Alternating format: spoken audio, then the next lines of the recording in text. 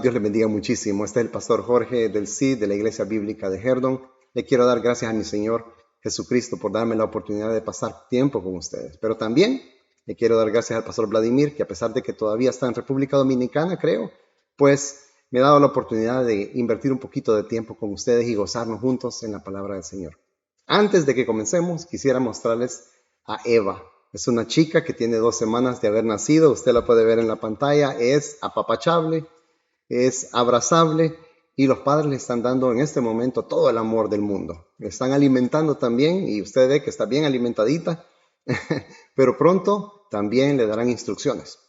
Le darán instrucciones a esta chica de cómo movilizarse en la casa, lo que una familia significa. También más adelante le darán instrucciones acerca de cómo moverse en el parque, con quién hablar y con quién no hablar, en el colegio, en la universidad, en la iglesia, y es crucial para ella, y más importante que cualquier cosa, aprender de nuestro Señor Jesús.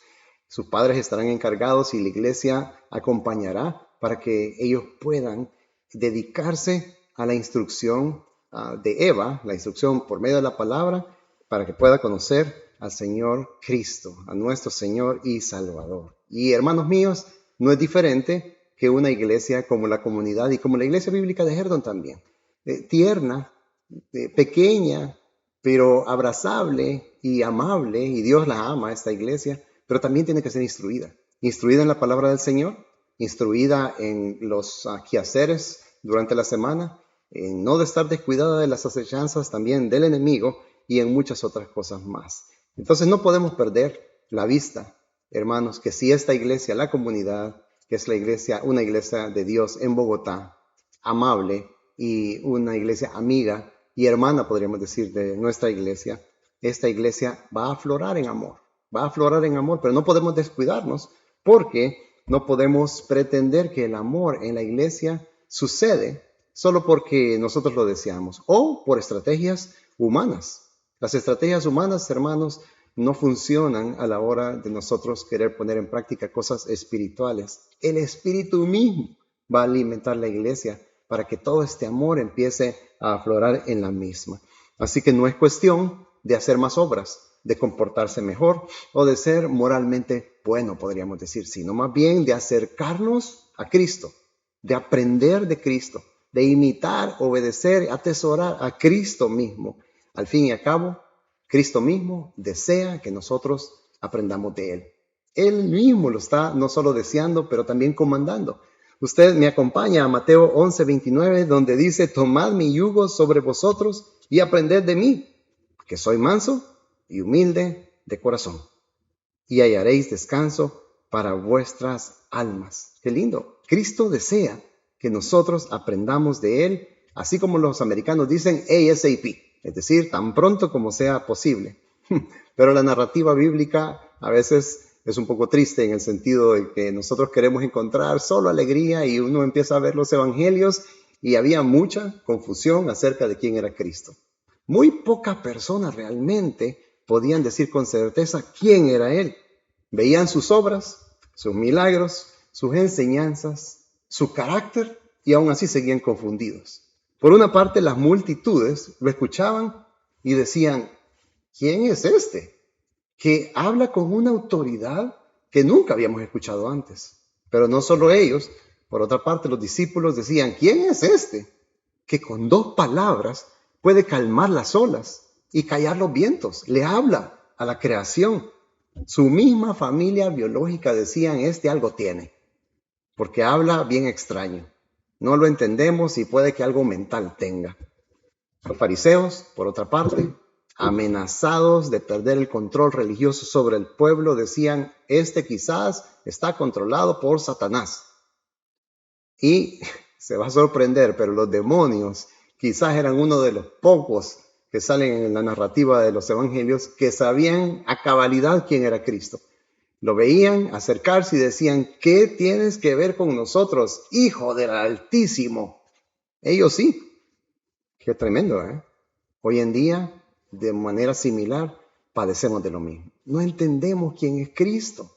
Muchas veces, aún nosotros en la iglesia, padecemos de perspectivas que están un poquito erradas, perspectivas y puntos de vista que queremos hacerlos humanos. Queremos forjar a Cristo a nuestra imagen y semejanza, a nuestra conveniencia o necesidades. Muchas veces atribuyéndole aún atributos que Cristo no tiene, ni tampoco ha descrito en la palabra. Pero Dios, Él sí ha escrito en su palabra, en su escritura, inspirada por Él mismo, quién es Cristo. Y ahí es donde nosotros nos vamos a anclar, nos vamos a fijar nuestros pies en la roca. Ahora vamos a ir a Mateo 12 y usted me acompaña a Mateo 12 y como siempre lo hemos dicho, tenemos que pedir iluminación de parte de Dios. Al leer el pasaje, unos segundos antes, pide iluminación al Señor. Así que inclinemos nuestros rostros, hermanos. Mateo 12, vamos a orar primero. Señor, te pido que en este momento, tú, Señor, seas el que ilumine mi corazón y mi mente, y también el corazón y la mente de todos los congregantes y miembros de la iglesia, la comunidad. Señor, yo te pido que tú permees ese corazón, permees esa mente, para que tu palabra surja efecto, el que tú has diseñado para la transformación de nuestras vidas. En el nombre de Cristo. Amén. El versículo 18 del capítulo 12 dice lo siguiente: mirad, mi siervo, a quien he escogido, mi amado, en quien se agrada mi alma. Sobre él pondré mi espíritu, y a las naciones proclamará justicia. No contenderá, ni gritará, ni habrá quien en las calles oiga su voz. No quebrará la caña cascada, ni apagará la mecha que humea, hasta que lleve a la victoria su justicia. Y en su nombre pondrán las naciones su esperanza. Glorioso pasaje, pero como también siempre decimos, nosotros tenemos que extender el lente para ver el contexto bíblico. Y en el contexto bíblico uno se da cuenta que Cristo no parece ni glorioso ni hermoso a las multitudes. Momentos antes de este pasaje, hermanos, tristemente, Cristo está en la sinagoga. Y esa no es la parte triste, esa es una parte gloriosa. Está en la sinagoga, está escuchando la palabra. Y cuando el servicio o el culto, la lectura de la palabra, la adoración a Dios termina, pues Cristo demuestra su compasión, su poder y su autoridad, curando y haciendo un milagro en un hombre que está ahí, que tiene la mano seca. Cuando esta mano cobra vida por medio del poder de Cristo, para el asombro de todos, no todo el mundo se puso muy contento. La reacción de los fariseos cuando terminó la sesión fue la siguiente: los fariseos salieron, se confabularon contra él para ver cómo podían destruirle. Qué triste. Mas Jesús, sabiéndolo, se retiró de ahí, y muchos le siguieron y los sanó a todos, y les advirtió que no revelaran quién era él. De una reunión de adoración, los fariseos salen de esta reunión de adoración, no para dar gloria al Señor, por cierto, sino para ver cómo destruir a Jesús. Decir que los líderes religiosos no reconocían al Mesías, y la envidia y la preocupación de que iban a perder el control sobre el pueblo hacía que ellos arremetieran contra Cristo, entre otras cosas, diciendo que él estaba controlado por Belcebú. Mas Cristo, en medio de todo esto, lo que hacía no solo era retirarse, porque el tiempo de su sacrificio y de la expiación de nuestros pecados no había llegado, se retiraba, pero en su retirada, dice el versículo, que curaba a todos, o que curó en esa ocasión a todos. Este pasaje es hermoso, porque describe uno de los aspectos de Cristo, no todos, pero uno de los aspectos de Cristo. Quisiera aclarar antes de estudiar este pasaje, que este pasaje de Mateo 12 es la interpretación, podríamos decir, de Isaías 42. Isaías 42, el profeta está escribiendo acerca de alguien que vendría, que ese alguien sí cumpliría la ley y sí cumpliría la perfección. Y esta perfección vendría también en un carácter manso, con victoria. Esto era solamente algo que venía en el futuro, 750 años después, en Cristo Jesús. En este pasaje vamos a ver su identidad, su ministerio, su carácter y su victoria. Y como siempre lo hacemos, de una manera expositiva, vamos a ir versículo por versículo. En el versículo 18, yo me encuentro con esto que dice: mirad mi siervo, a quien he escogido, mi amado, en quien se agrada mi alma. Sobre él pondré mi espíritu. Aquí está claramente parte de la identidad de Jesucristo. Es un siervo escogido, con S mayúscula. Usted lo observa en el texto, obsérvelo. En el texto es un siervo que es único, el único con S mayúscula, inigualable, el igual a Dios, el único de su clase. Habían muchos otros siervos: Moisés, Abraham, Jacob, Pedro, Pablo, Jorge, Vladimir y todos los que estamos aquí, pero todos son con S minúscula. Todos hemos pecado, todos hemos fallado, todos hemos quedado cortos a la gloria de Dios. Solo hay uno que ha sido perfecto. Hay uno que sí realmente haría lo que nadie ha hecho. Alguien que caminaría en total dependencia de Dios, en total gratitud, en total obediencia a su Padre. Es decir, que este Jesús pondría todas las preferencias personales a un lado y amaría a Dios y a su prójimo como se debe. Obedecería a Dios hasta la muerte. Y muerte no de viejito, sino muerte de cruz, para que las naciones pudiesen ahora conocerle y tener vida eterna. Este siervo escogido vendría al planeta y diría, en Hebreos 17, aquí estoy, oh Dios. He venido a hacer tu voluntad, como está escrito acerca de mí en las Escrituras. Es decir, que lo que está escrito de él en las Escrituras claramente es sufrir, ser tentado en cada punto, ser victorioso en cada punto, ser manso en cada punto, ser humilde en cada punto.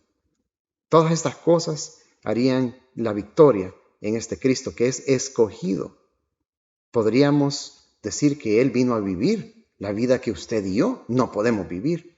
Y vino a tomar el pecado y la consecuencia de este pecado, la condenación de este pecado, el veredicto de este pecado que es culpable en la cruz por usted y por mí, para darnos vida eterna. Todo por los méritos de Cristo. No solo es siervo y escogido, pero el versículo continúa diciendo que es amado. Obsérvelo, dice que Él es amado. Este Jesús, entonces, por medio de Él y sus méritos, sería amado, no solo por venir del cielo, no solo por venir de donde su Padre, sino que también vendría a complacer, dice, lo profundo de la alma de Dios por los méritos que cumplió aquí como hombre. Recuerde que Cristo es completamente Dios y completamente hombre. Es decir, que Cristo en sus méritos sería de 100% utilidad, acorde con la perfección que Dios exige para vida eterna.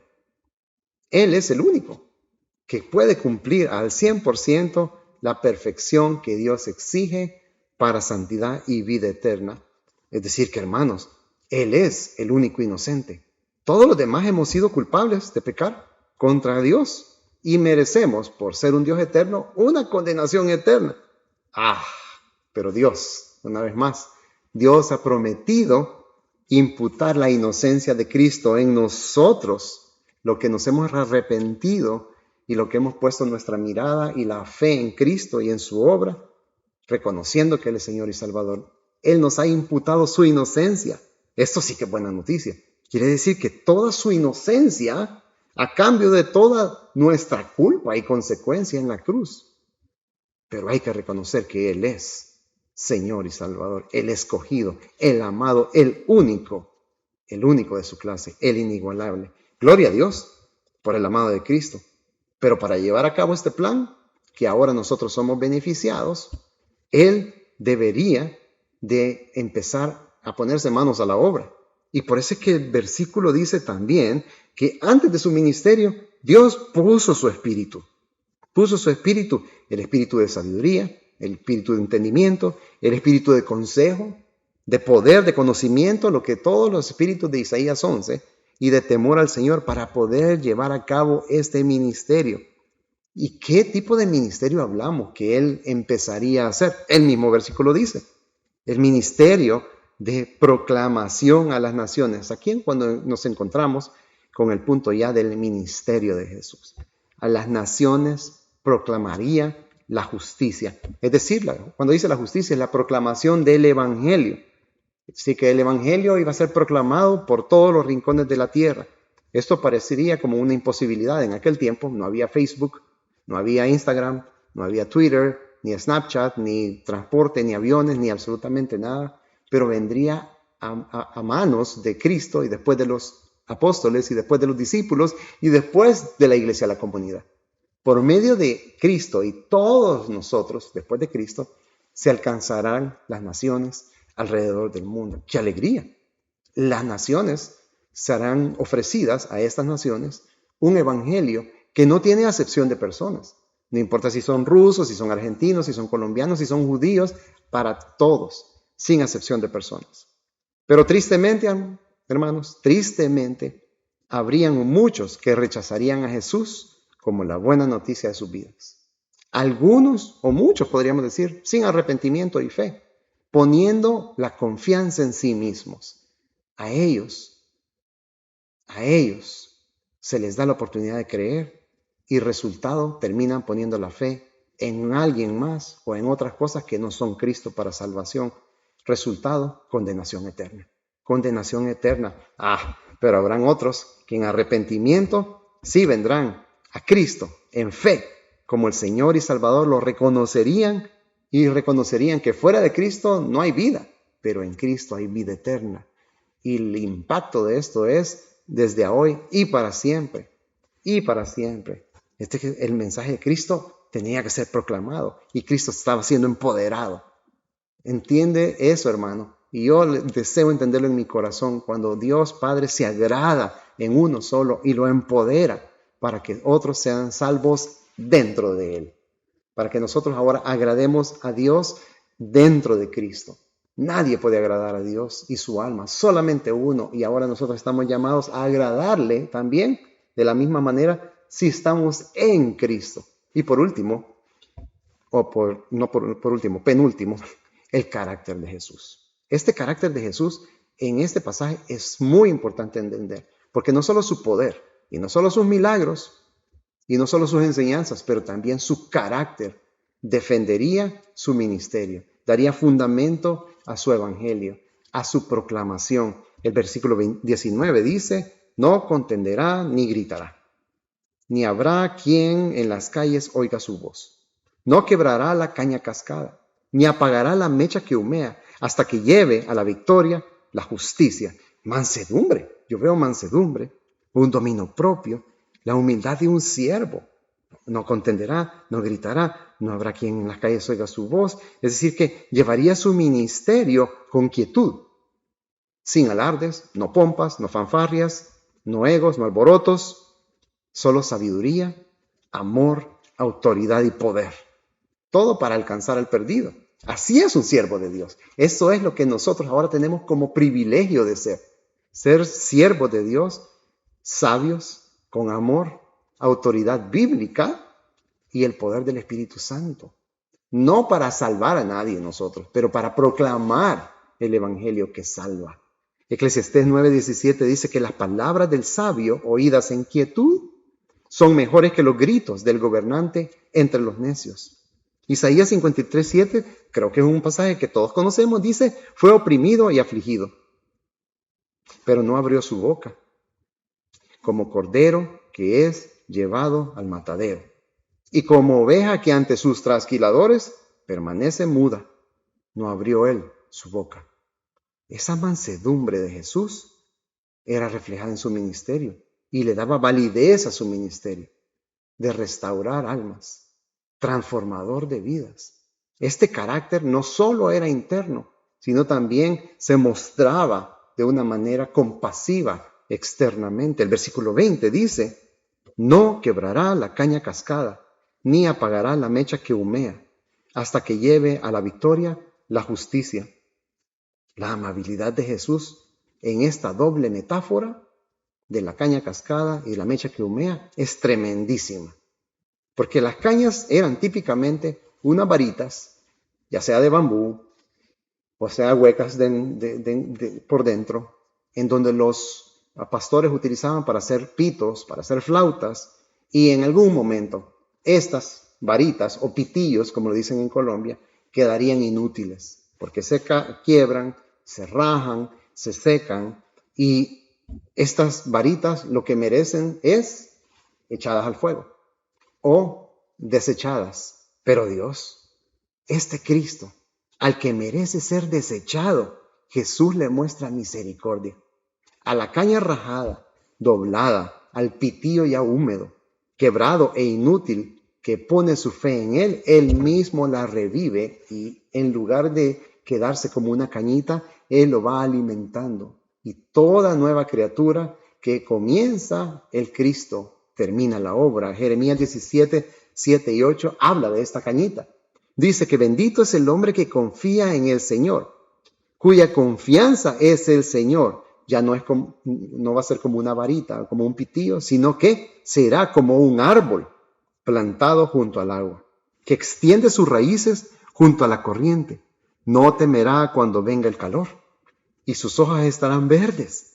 En año de sequía no se angustiará ni cesará de dar fruto. Es decir, que el caminar con Cristo, según lo que yo observo del profeta Jeremías, el caminar con Cristo nos llevará de una varita frágil, quebradiza, a un árbol frondoso, a un cedro fuerte y bien plantado, listo para aguantar la tormenta. Y la mecha que está reseca, esta mecha que humea, que al sumergirla en aceite para poder encenderla de nuevo, lo único que tira es humo, a esta mecha que es necesario casi, o es, podríamos decir, merecedora de desecharla y de tirarla por los hombres, Dios no la desprecia. Él no la desprecia. Él lo que hará es que la convierte en un fuego, en un corazón fogoso, en un corazón encendido en el matrimonio, encendido en la escuela, encendido en el trabajo, encendido en la calle, con los vecinos, encendido en el mercado, encendido en la iglesia. Cristo no solo quiere convertir a una cañita en cedro, pero a una mecha inútil en un fuego para Él, para su gloria, un siervo para su gloria. Isaías 57:15 dice esto, que Cristo vivifica. Dice, porque así dice el alto y sublime, que vive para siempre, cuyo nombre es santo. ¿Qué es lo que dice? Habito en lo alto y santo, y también con el contrito y humilde de espíritu. ¿Para qué? Para vivificar en el espíritu de los humildes y para vivificar el corazón de los contritos. Es decir, que Él ha escogido a las cañitas quebradas, secas, a las mechas que humean y que ya no sirven, para Él mismo hacerlas vivir, y para que nadie se jacte, y que para que toda la gloria sea de Él, toda la gloria sea de Cristo. Él nos hace robles y nos hace también fuego para su gloria. Y nosotros ahora, porque yo me identifico con eso, y ahora venimos nosotros y no queremos tener ni compasión ni paciencia con aquellos que están quebrados, que están desanimados, aquellos que están deprimidos, que están enfermos. No queremos atenderlos muchas veces. No nos dedicamos a nuestra comunidad, no nos dedicamos a nuestros hermanos y también hasta a nuestros enemigos. Hermanos y hermanas, esto es lo que nos está dando a conocer también como aplicación, no solo como exégesis de conocer a Cristo, pero como aplicación, es que nosotros debemos imitar al siervo del Santo, al siervo de Dios, Cristo mismo. Nosotros debemos animar al desanimado, exhortar al que necesita exhortación, ayudar al que necesita ayuda, confortar a los que están cabizbajos.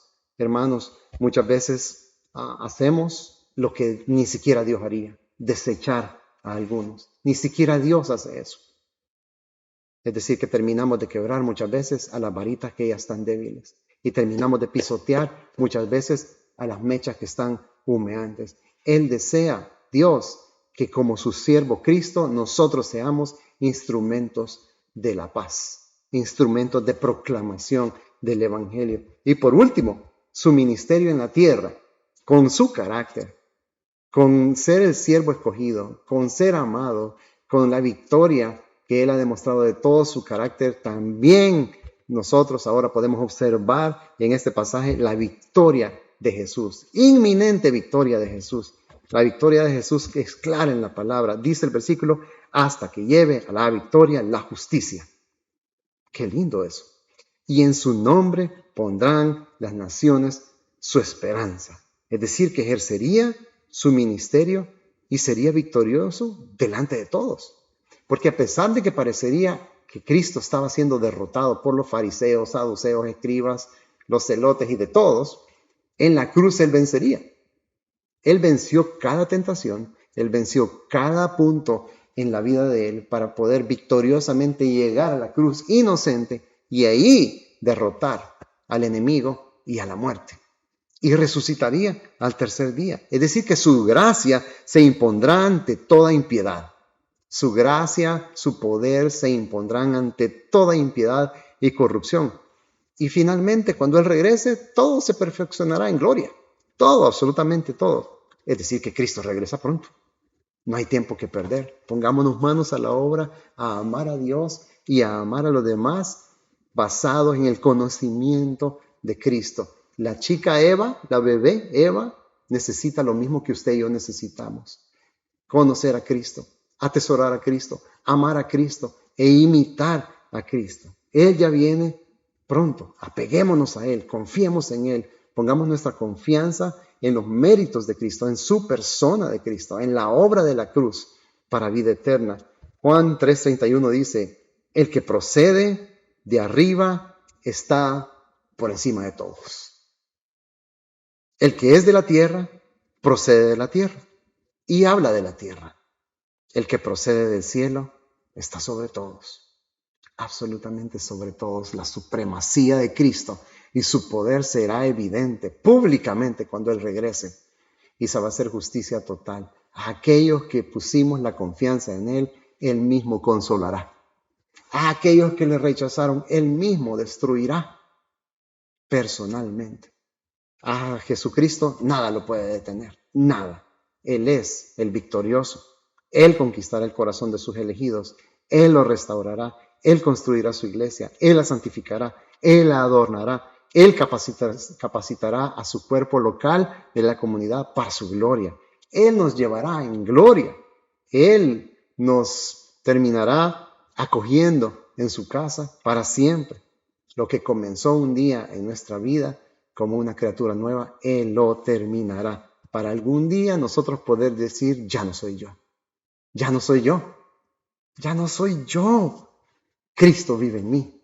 Y la vida que ahora vivo en Bogotá, Colombia, la vivo poniendo los ojos en aquel. Por fe, la pongo siempre en el trono, donde está la autoridad, donde está Cristo mi Salvador, porque Él me amó y se entregó por mí. Oramos. Dios los bendiga. Padre Celestial, yo te doy gracias. Gracias, Señor, porque nos has enseñado claramente parte del carácter, del ministerio, de la integridad, de la sabiduría de tu Hijo, de la supremacía de su presencia en el Antiguo Testamento, en el Nuevo Testamento. Haznos siervo para tu gloria, imitándole, amándole.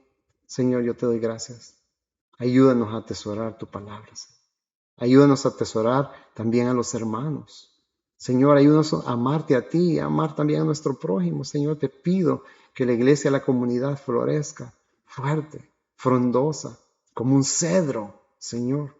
Señor, que prontamente nosotros ya no andemos caminando con Pampers, sino que seamos adolescentes y después adultos espiritualmente fortalecidos en la fe, en la doctrina, Señor, que es un conducto para la piedad.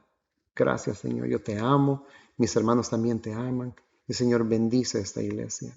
Bendice también a la iglesia bíblica de Herton. Bendice al pastor Vladimir, a Luz Elena, también a sus 2 hijos, Señor.